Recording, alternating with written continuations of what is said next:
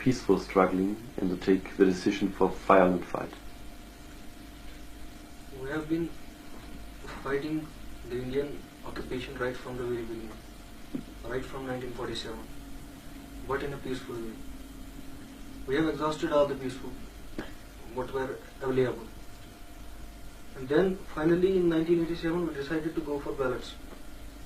We were promised by the MUF4 Act that while entering into the assembly, from the assembly they would declare they would remind Indian government of its promise towards the United Nations.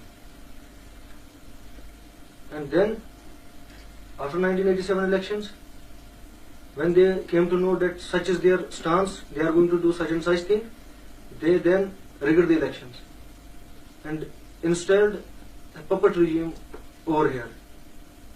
Finally, that was the final touch, that was the final constitutional way left out for us. And we were denied of that constitutional way also. And then we had to go for final fight, that is to go to the arms. What do you think about the background that just India, who claims to be the largest democracy in the world, who supports the right of self-determination of the people in Palestine, in South Africa, what do you think that just India denies the same right of self-determination to the people of Jammu and Kashmir? It is the fair expression of their double standard. While they are pretending to be the champions of free world cause, that is South Africa and then Palestinian cause, they don't support the cause of the Kashmiris, where they have enslaved those people who have the just cause, that is the cause of plebiscite.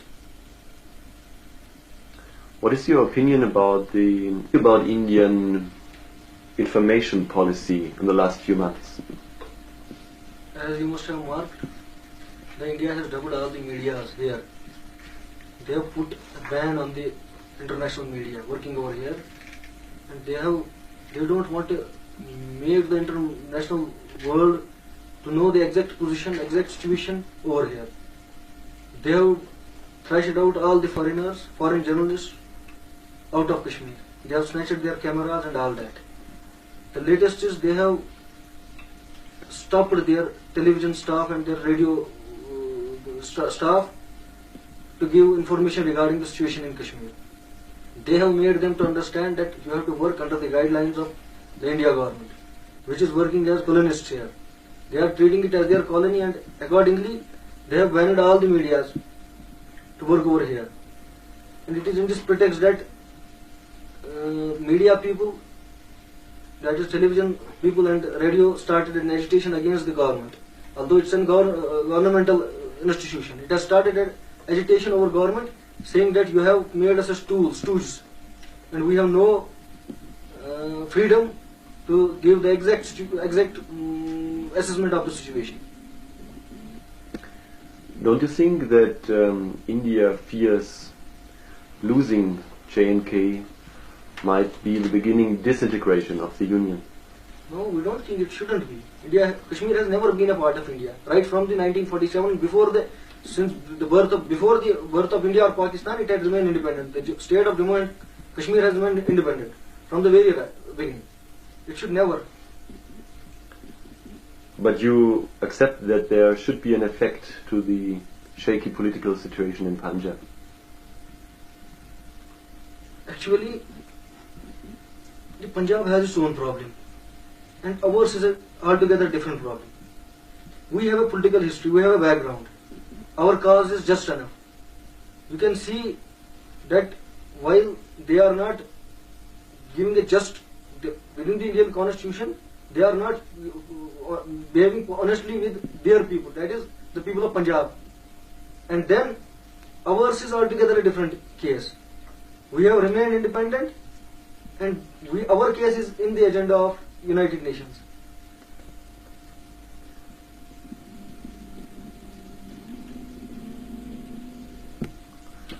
How long do you think the people of Jammu and Kashmir will have to suffer until it gets independence? We are ready to suffer up to the last of our man. up to the last of our breath, up to the last of Kashmir. We have been suffering, and we will have knowing that our cause is just, we will have to suffer. And we are ready to sacrifice anything and everything to liberate ourselves from Indian. Don't you think at a certain time you will have to fight?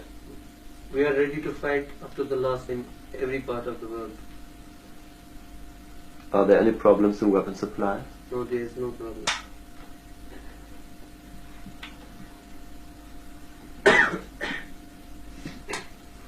What do you know about Afghan Mujahideen being sent to Kashmir to fight or to train militants? They have not been sent to Kashmir to fight or to train the militants.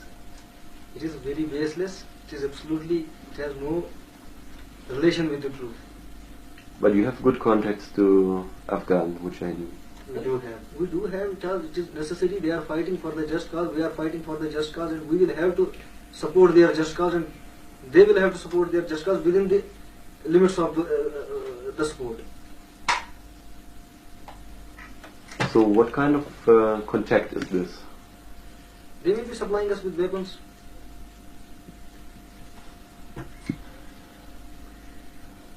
What about the social infrastructure of the militant organizations? You recruit mostly out of the host of well-educated but unemployed young people. Is it true? No, it is not true.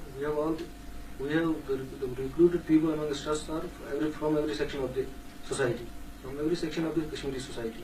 They are employed, unemployed, educated, uneducated. But you sitting here are all bestly educated. It does not matter. We may be educated, our co-fellows are not educated, all of us are not educated.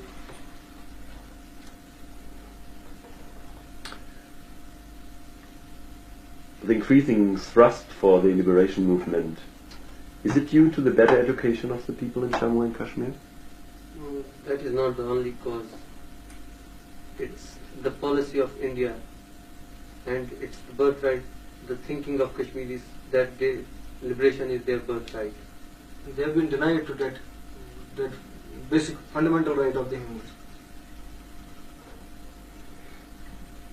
It is a part of the cause. It may be a part of the cause because after all, Kashmiri community is educated, and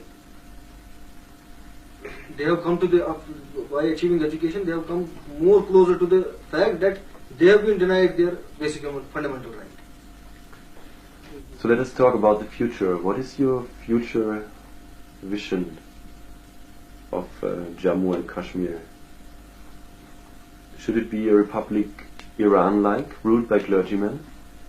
No, it would not be a clergy-ruled state. What is the role of the clergymen in this town? They would be confined to their duties, that is, to preach the religion. To remain in the mosques? No, actually we have our society is based, our culture is based on the fact that we don't think politics and religion is divided. They are interrelated, they are interconnected, and accordingly we have to give them such a place where from they can give good good positive role, when they can give their positive role towards their nation.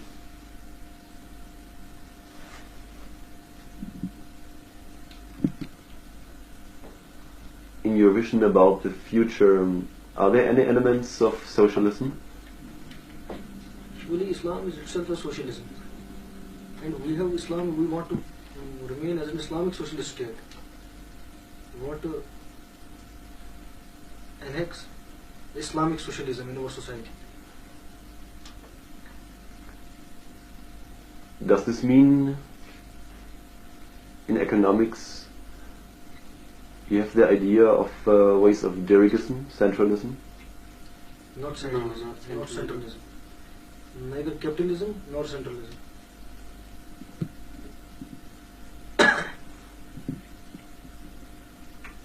What do you think about Socialist Republic of Libya? It is a country over Africa. What do you think about Muammar al-Gaddafi? He is the president of that country. Do you have any contacts with him? No, he must, as a supporter of the three, we have a good notion of him. What kind of support? As a supporter of the freedom working bodies or nations, he has been supporting their cause, and we expect same support from him as from other free countries of the world. You can't tell exactly about the way of support.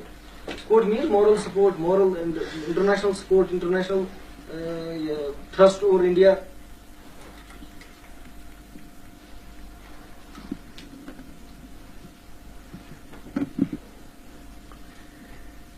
You expect the support of the free world.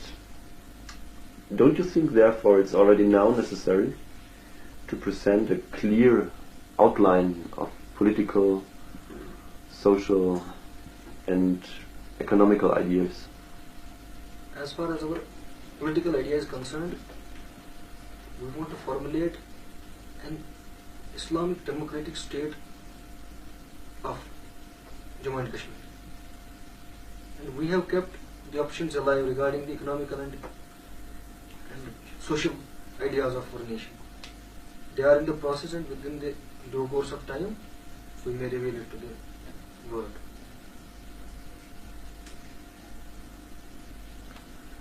You don't have any charter. What? You don't have any chart or charter Regarding which what? formulates your ideas. Well, I have told you that it is subservient to the first of all, we want to achieve freedom. That is, we want to get these Indians out of our sacred land, and then we will decide. It is in the process. We will decide it. We will reveal it to the world. But this was the question. Don't you think it's already now in this stadium necessary?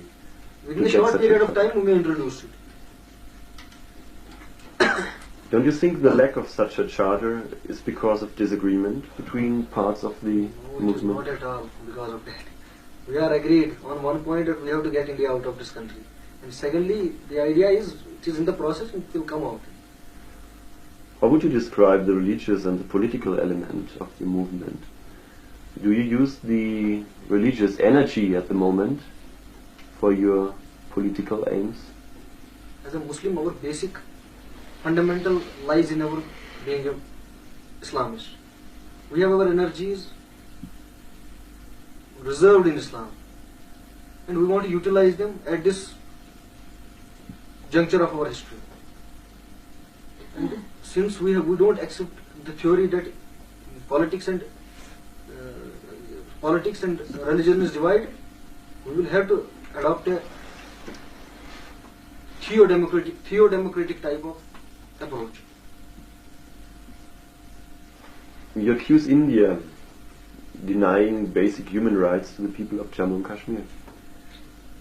What about your own handling of personal rights? One of the militant groups, the Allah Tiger, claim the true way of Islamic life.